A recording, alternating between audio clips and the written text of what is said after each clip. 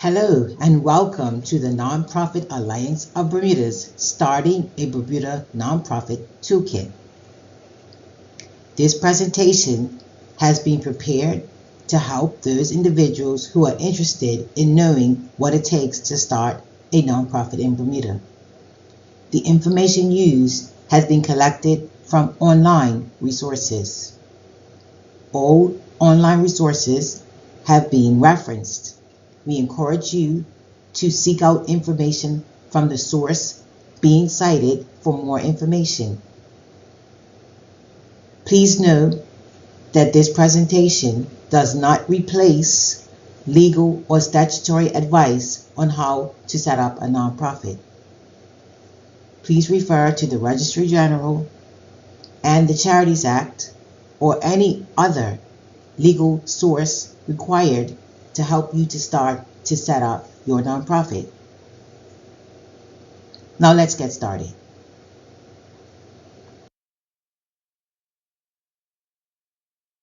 Your lesson plan objectives will be to understand what it means to be a nonprofit, when and how to set up a nonprofit, and meeting basic Bermuda Charity Act requirements.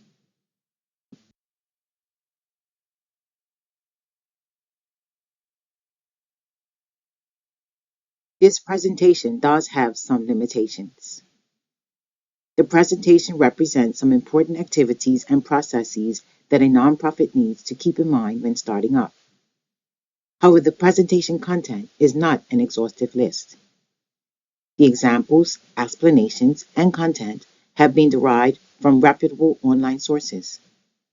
The Nonprofit Alliance encourages and recommends nonprofit leaders to conduct and engage in your own research when building your nonprofit.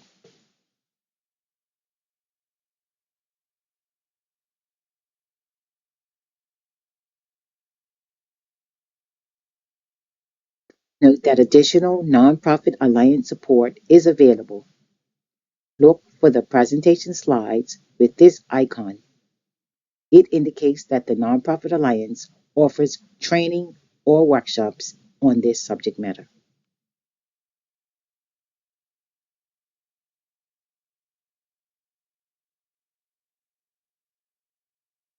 Now let's start our time together by defining the sector. Have you ever wondered if there is a difference between nonprofit, charity, and not-for-profit? In Bermuda, the terms are used interchangeably. We at the Alliance define nonprofits as a subset of registered charities that hired paid staff to run programs and services provided to the community.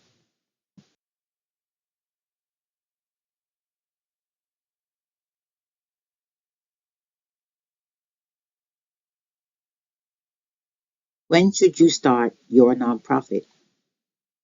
Most nonprofit organizations begin with an idea and a desire to make the world a better place.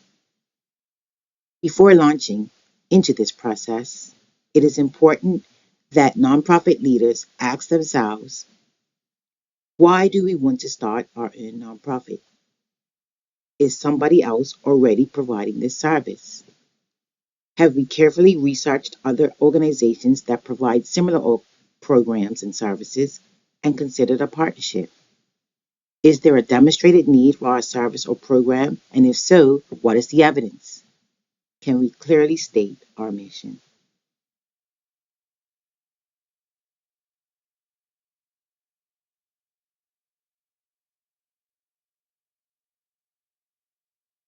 Other questions to consider are, do others support and agree that our proposed activities and services and programs will benefit the community? Do our supporters have the skill sets to start the proposed new organization and deliver the programs and services? What outcomes do we hope to achieve? Will we need to solicit funds from the public?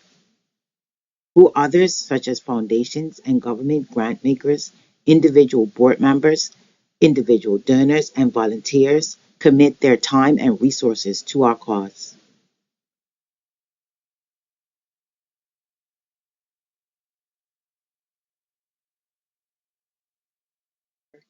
Good intentions alone are not always enough to make a successful nonprofit venture.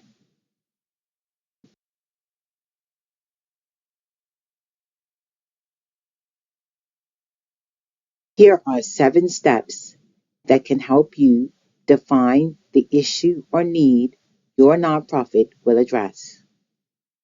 1. Start by defining the scope and reason for your needs assessment. 2. Determine the audiences you will need to talk with to collect data about the need. 3. Determine your data collection and analysis tools and methods. 4.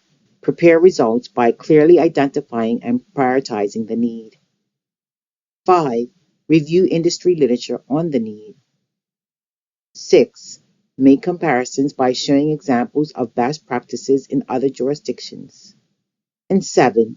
Articulate how your nonprofit is positioned to meet the need identified.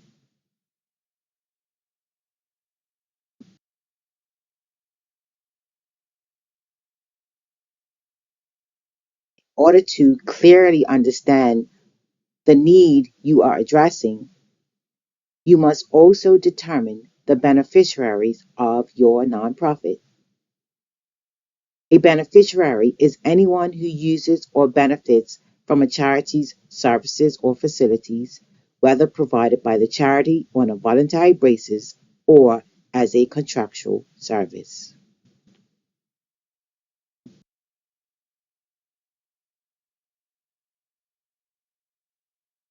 There are generally 2 types of beneficiaries: primary and secondary.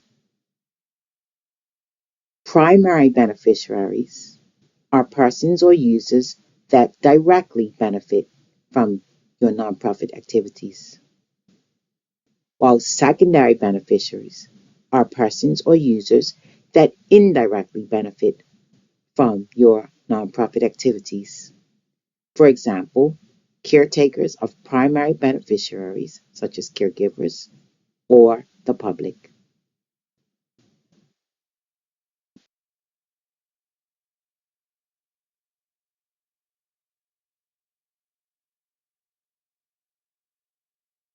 Determining your nonprofit's mission.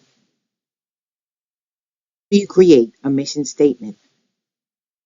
A charity mission statement should clearly articulate your nonprofit's purpose by summarizing the following questions in a clear, succinct statement.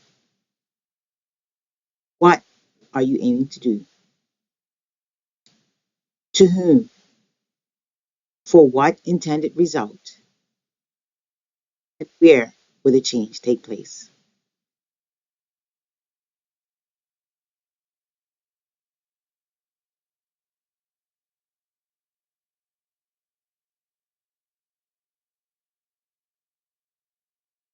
Determining your nonprofit's vision. Creating a vision statement.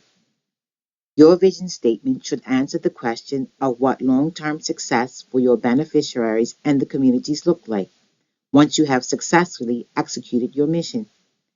Vision statements are generally bold, inspirational, and include a vivid description of intended future impact.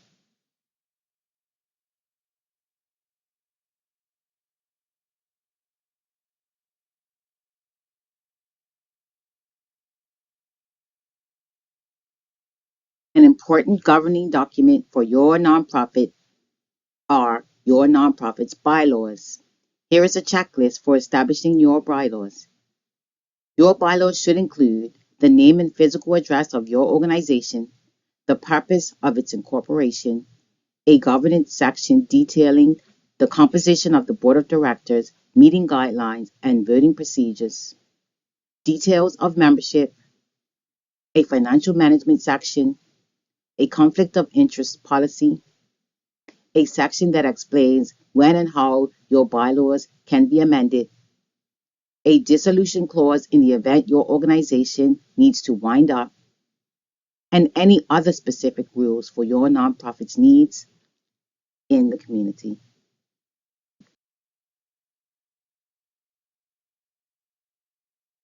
Once your organization mission and vision have been clearly identified, it's time for the governing body and the staff to set strategic goals. Strategic goals typically have four main components: governance, brand, people and operations, and revenue.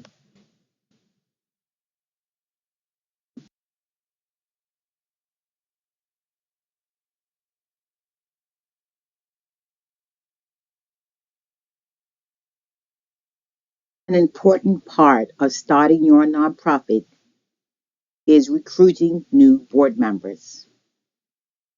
You can start by defining your organization's governance needs, recruiting your primary officers as a matter of priority, such as your chairperson, treasurer, and secretary. Don't forget to create role descriptions for each board position. Match board candidates with board needs. Create a board contract for all board members that defines their role. Determine and execute recruitment methods such as advertising, word of mouth, or HR resourcing. Interview, screen, and select board members. Undertake a comprehensive onboarding process. Remember to compile an HR board file containing such things as notarized government-issued ID, proof of address, personal contact information, resume, emergency contact information, and the like.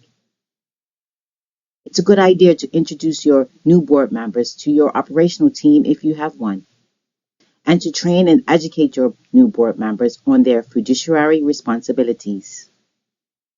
And finally, remember to assign specific tasks, roles, and/or committees to each new board member.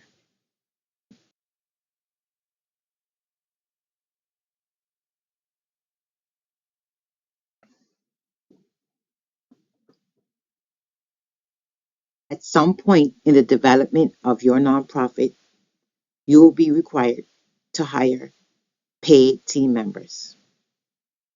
There are some tangible steps that you can take in hiring your first nonprofit employee. The process should begin with a well-written job description. A well-written job description will help in the creation of a well-written job posting for advertising. The next step in the process will involve selecting and interviewing candidates. You should create a procedure for this to ensure your process is as clear and transparent as possible.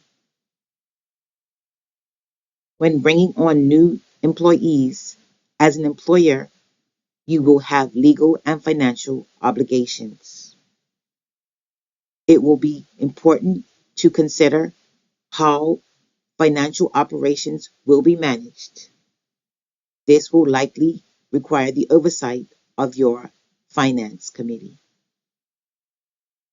Once you have created a well-written job description, advertised, selected and interviewed candidates, ensured that a financial management and operation plan is in place for your new employee, it will be time to make an offer and onboard the new employee.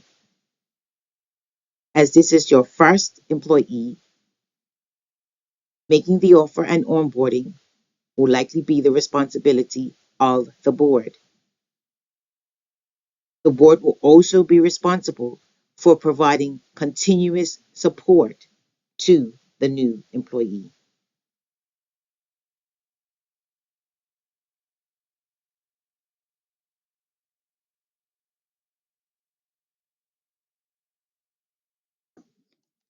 Let's look a little closer at the hiring of a nonprofit employee and the onboarding process. As we have stated, clear job descriptions should have already been established. In addition, recruitment methods should have been determined in terms of whether Interviews will take place internally or the organization will use a recruiting agency. The board will also be responsible for the interview process, the location, the timing, and the shortlisting of candidates. Successful candidates should be provided with an official employment letter from the organization, including job description, salary, and benefits. The offer letter should also request that the candidate provide a written response to the offer. The board must ensure that an employee contract is in place in addition to an employee handbook inclusive of vacation and sick leave entitlements. Other policies in the handbook should include whistleblowing, anti-sexual harassment policies, termination guidelines, confidentiality and conflict of interest, and related declarations as required. The organization should establish company human resource records containing all related documents. The board will be responsible for determining salary, benefits, and employer contributions. You must remember to set up an employee payroll tax account with the tax commissioner. Most charities are exempt from payroll tax. Some organizations choose to split payroll tax contributions with the employee. Your board should determine if your charity will contribute to payroll tax or have the employee pay the full tax. Bermuda charities are exempted from payroll taxes. You should also be sure to obtain social insurance details of your new employee and set up payments with the Social Insurance Department and the Accountant General. You'll need to set up company health insurance coverage and determine employee or employer contributions. You'll also need to set up a national pension scheme deductions after 3 months of employment. In addition, your employee will require a probationary period. The board will set that period and determine the time for review and for annual review of the employee's performance.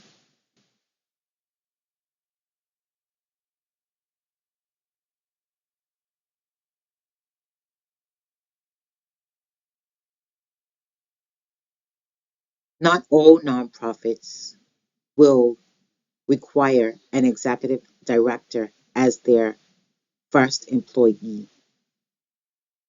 However, it is important to be able to recognize when it is time to hire an executive director. There are 3 common signs that you should hire a nonprofit executive director. The first is that the organization's founder lacks nonprofit experience and/or qualifying credentials to lead the management of the organization. Second is the board wants to shift its focus to a specialized area. And the third, your organization needs a leader with strong professional management and communication skills.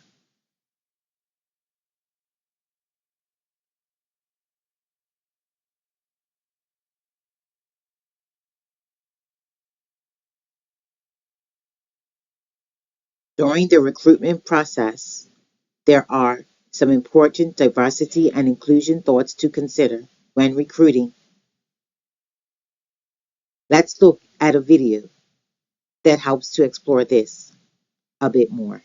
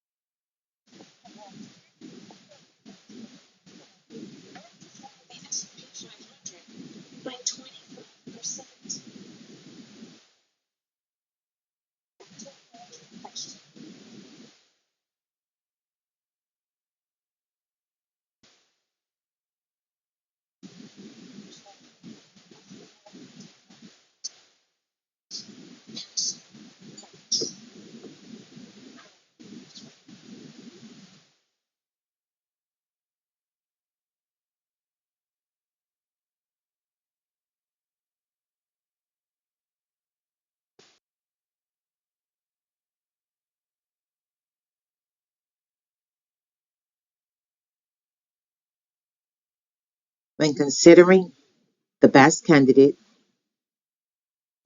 for your nonprofit executive director position, there are some core competencies that your candidate should possess. These competencies include ability to plan, to undertake the necessary or oversee administration, communications and PR capabilities, fundraising capabilities, the ability to manage board relations, financial management capabilities.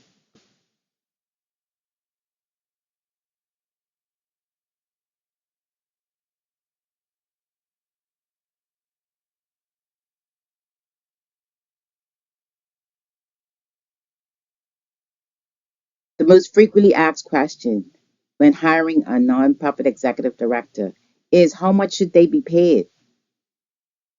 In 2024, The Nonprofit Alliance conducted a survey on executive director compensation. Like all positions, it is important to consider education, experience, and sector averages when setting pay.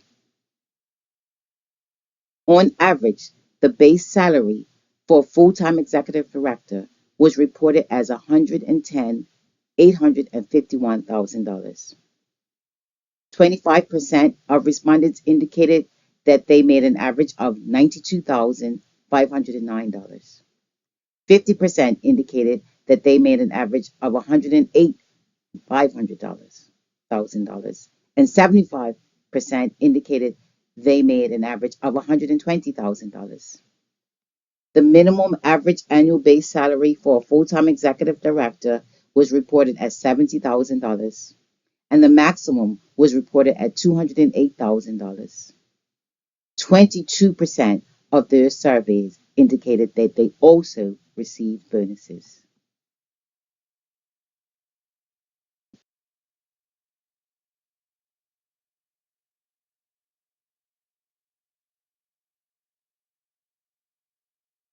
As you are identifying a suitable executive director candidate, you will also be transitioning through your organization's initial startup phase. There will be certain leader traits required, competencies, core tasks, and you will face some common challenges. With respect to leader and board traits, ideally, your executive director should be visionary, should have some sense of entrepreneurial leadership, as this is a vulnerable phase. The individual must be persistent, flexible, and resilient. The board must be firm in its commitment and the time that it devotes to operational governance and have the energy to seek resources, provide hands-on skills where necessary, knowledge of nonprofit governance to manage the organization effectively. There will also be core program competencies that are required. There must be quality design and delivery of programs, the right amount of programming with the right amount of frequency and intensity, your beneficiaries. There must be a positive word of mouth maintained about your programs. With respect to core tasks, you must ensure that before, as a part of designing your programs, that an informal needs assessment has been conducted. Be sure to tap into networks and build relationships to secure resources for your programs. Ensure that a proper documented program design has been presented by your executive director. Ensure that there is sufficient evidence to support the need for the delivery of your programs, in addition to evaluation and client satisfaction procedures. And finally, there will be some common challenges faced by your nonprofit. These include, but are not limited to, adequate funding, the ability to meet program demand, the avoidance of staff burnout, and how to maintain success when systems may be lacking.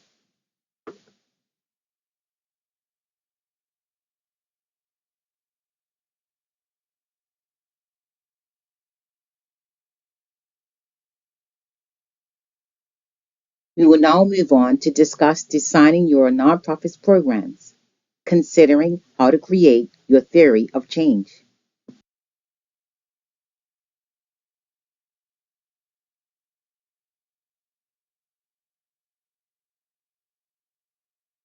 You may have heard of the term theory of change, sometimes referred to as a logic model. A theory of change explains how your mission will make a long term impact. Your theory of change should begin with the problem that you are trying to address in alignment with your mission. What are the issues that you are attempting to resolve? What are the needs that you are addressing? In your theory of change, you will consider strategies for addressing the problem. You'll also consider assumptions that are made about the problem and how to address them, and any causal links. Your programs will be designed as a result of your strategies. Your programs will include activities that will create specific outputs to your target or beneficiary audience. Those targets or outputs will contribute toward outcomes, and your outcomes will be measured by indicators that demonstrate your success. In the long term, all of your program activities, your outputs, and your outcomes should demonstrate a map of how you've met your long term impact, how you've achieved your greater societal vision. That is your theory of change. The Nonprofit Alliance offers workshops that can assist you in program design. Please reach out to us if you need help constructing your theory of change.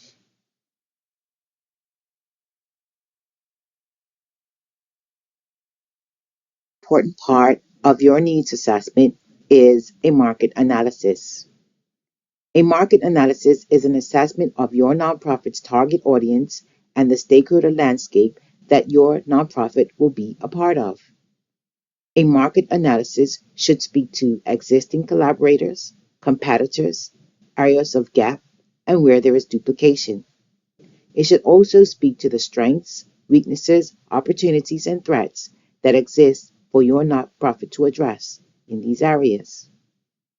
A market analysis will help your nonprofit project where success is likely and also what to expect because of the introduction of your nonprofit to beneficiaries, stakeholders, the sector, and the broader community.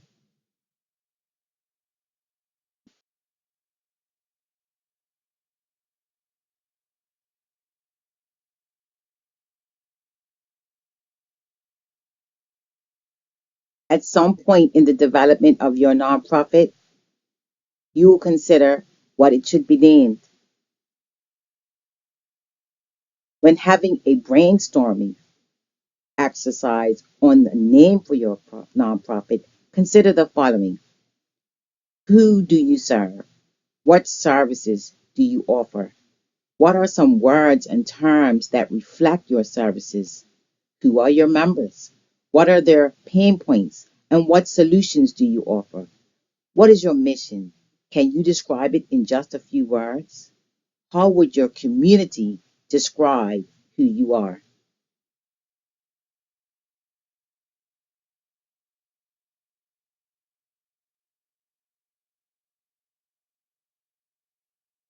Make no mistake about it.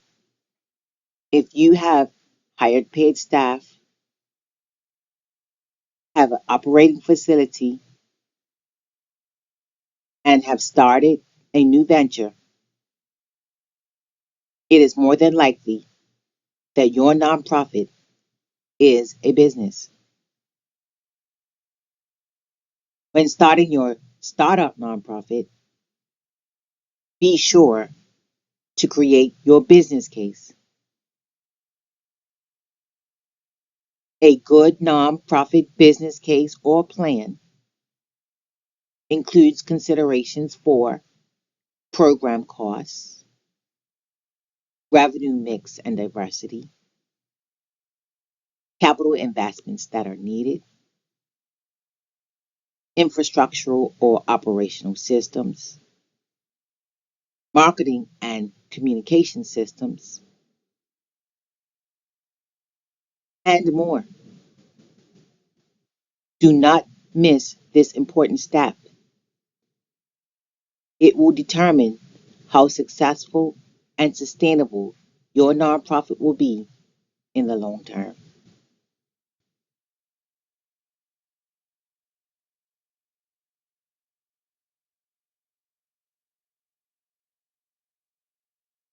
Included in your nonprofit's business plan, you will also have to consider your startup's technological needs. Such things as setting up email addresses, preferably with a domain, setting up accounting and fundraising software, electronic data collection systems, and social media accounts such as Facebook, Twitter, Instagram, LinkedIn, YouTube, and also considering any telephone or communication needs that you may have.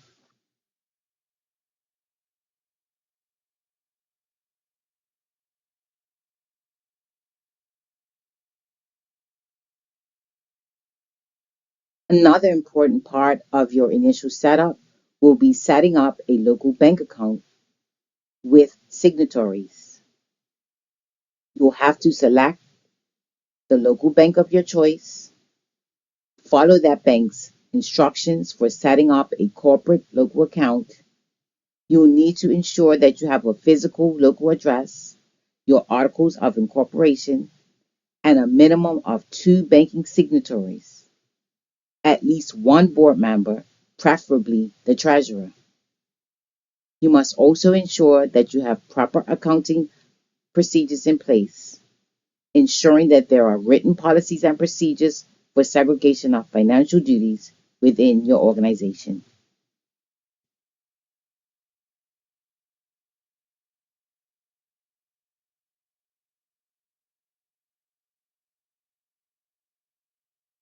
With respect to revenue, creating your donor base and solicitation materials is one of the most fundamental and important things that your nonprofit can do. This author put it best when he said, "For want of a nail, the shoe was lost. For want of a shoe, the horse was lost. For want of a horse, the rider was lost.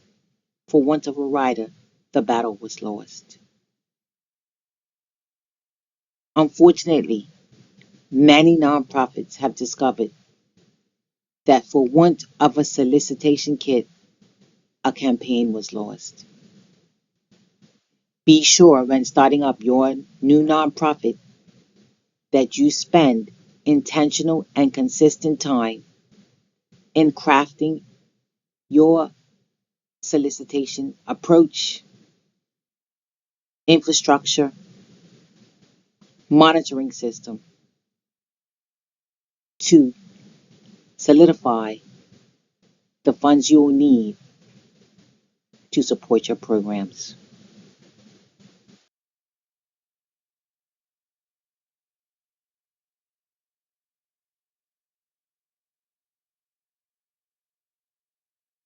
When crafting your donor solicitation materials, consider the following. Include a case for support of the campaign. Include your most recent annual financial reports of the organization or an executive summary. Include an organizational chart, including a list of volunteers. Include the solicitor's job description, that is, any committee members, board members, or others who are responsible for solicitation. What will they be doing? What are the timelines? What are the expectations? and monitor your campaign calendar. Generate a profile and report form for each prospect with contribution records and suggested giving levels. Create a one-page description of your organization, its value to the community, and its past successes. You can add additional support materials such as newspaper clippings, press releases, and awards achieved. Also include a proposal letter. Make sure that it is on organization or campaign stationery. Having a handwritten note or signature of a board member or a high-profile person on your campaign or in your community may also help draw attention to your letter.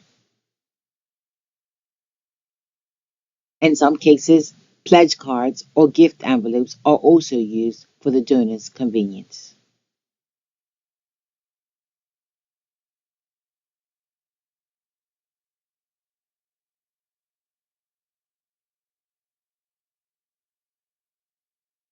Congratulations!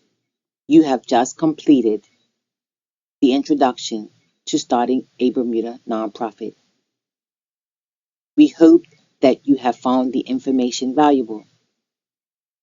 For additional information, you can go to www.conyers.com Bermuda Charities. Also,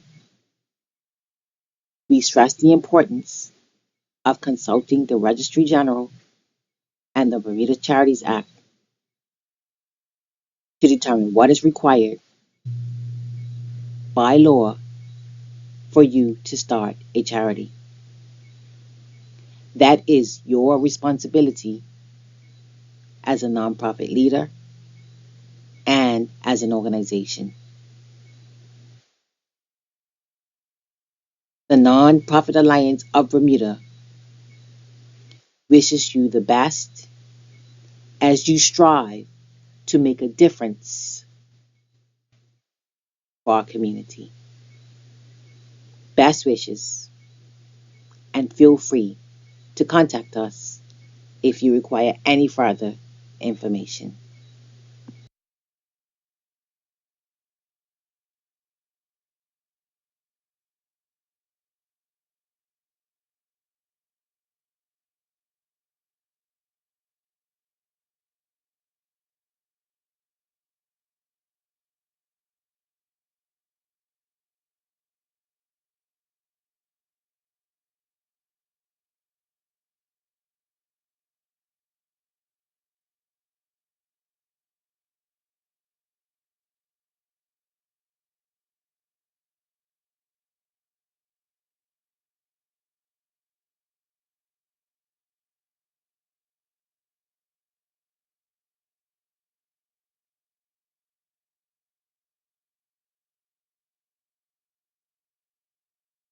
You have reached the second half of the presentation that will proceed without commentary.